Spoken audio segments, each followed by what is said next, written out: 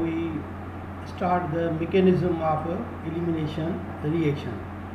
Mechanism से मतलब होता है the way, the steps through which chemical reaction occurs. तो elimination reaction का जो mechanism दिया गया था वो जो साइंटिस्ट थे हग्स एंड इनगोल्ड 1941 में उन्होंने एलिमिनेशन रिएक्शन का जो अल्काइल हैलाइड के रेफरेंस के साथ था मैकेनिज्म पेश किया है. तो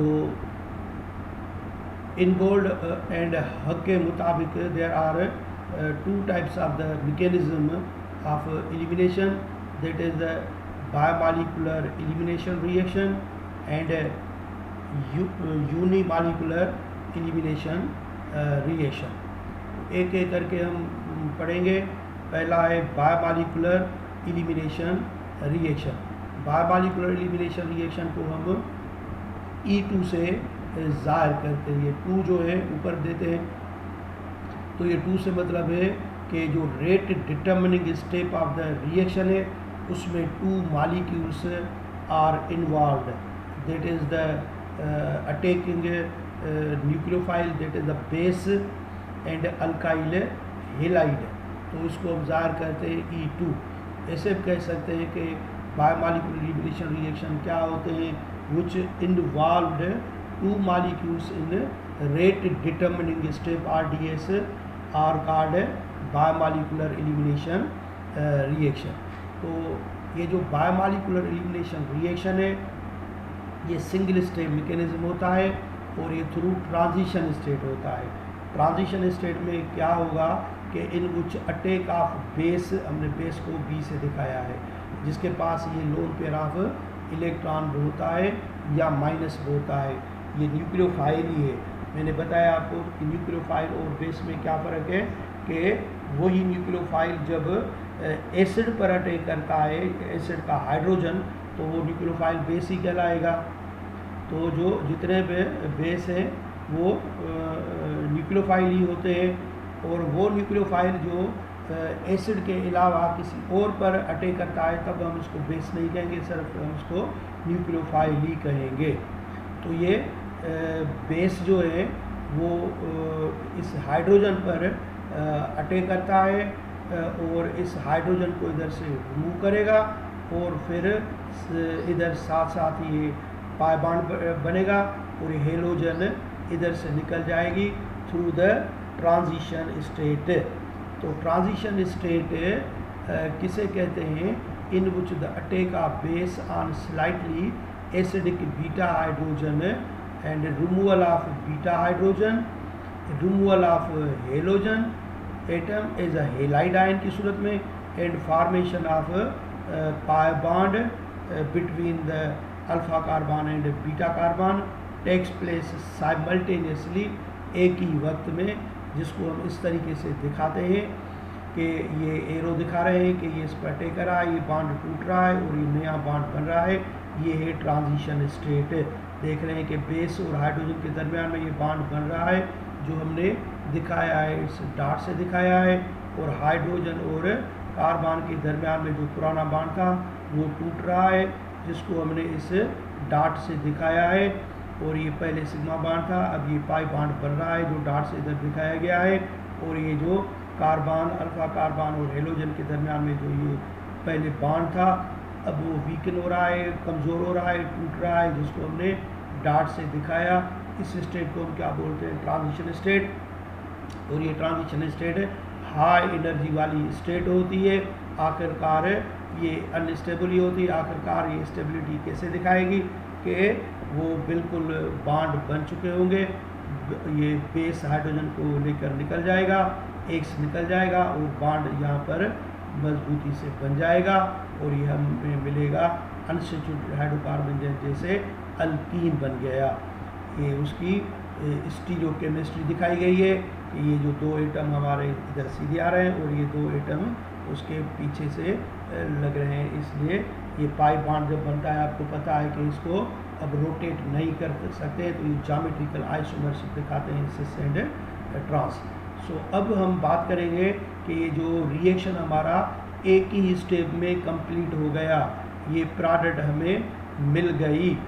तो ये एक ही स्टेप में रिएक्शन कंप्लीट हुआ है, तो it's only rate determining step, और ये रेट डिटरमिनिंग स्टेप यही है। और इस स्टेप में 2 मॉलिक्यूल ने हिस्सा लिया, एक बेस या न्यूक्लियोफाइल और एक अल्काइल हेलाइड, इसलिए हम इसको बायोमॉलिक्यूलर एलिमिनेशन रिएक्शन कहते हैं।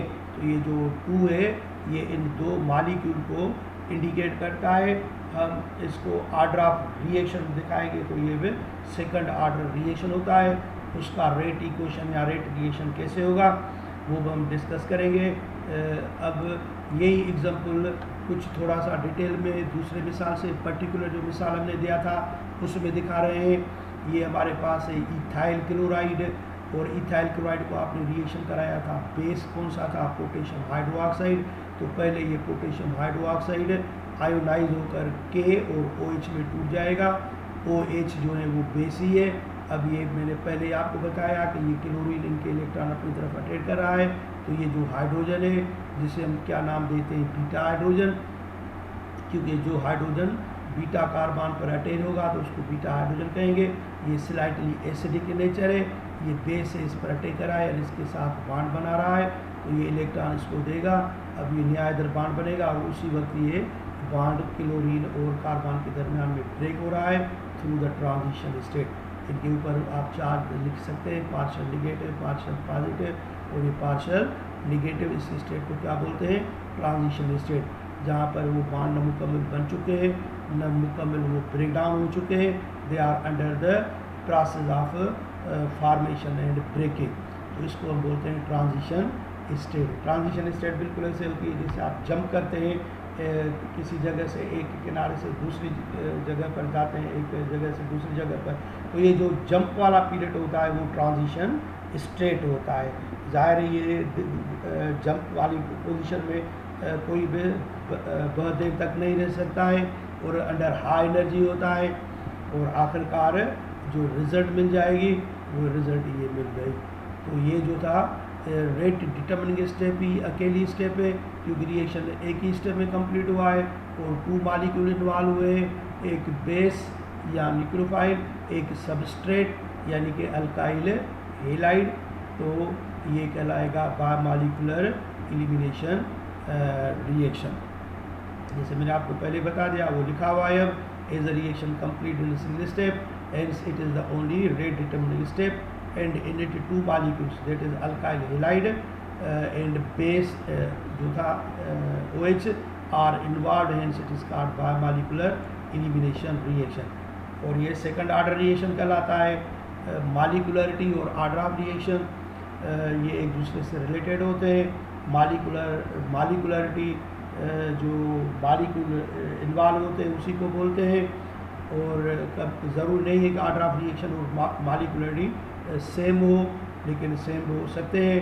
तो ये इधर मॉलिकुलरिटी पे 2 है और ऑर्डर ऑफ रिएक्शन पे 2 है। तो क्योंकि यहाँ पर जो अल्काइल हेलाइड ने हिस्सा लिया है, बेस ने लिया है, इसकी रेट इक्वेशन या रेट ऑफ रिएक्शन ये केमिकल काइनेटिक है, 8वें चैप्टर में फर्स्ट में पढ़ा हुआ है हमारा।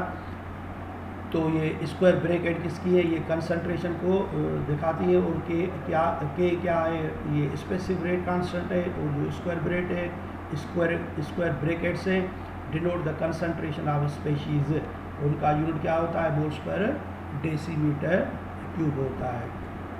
तो इनमें देखा गया है कि बायोमॉलिक्यूलर एलिमिनेशन रिएक्शन में जो प्राइमरी अल्काइल हेलाइड हिस्सा लेते हैं, और सेकेंडरी और टर्शरी में जो होता है वो यूनिमॉलिक्यूलर एलिमिनेशन। टर्शरी में तो बिल्कुल यूनिमॉलिक्यूलर होगा, लेकिन सेकेंडरी में कभी कभी E2 होगा।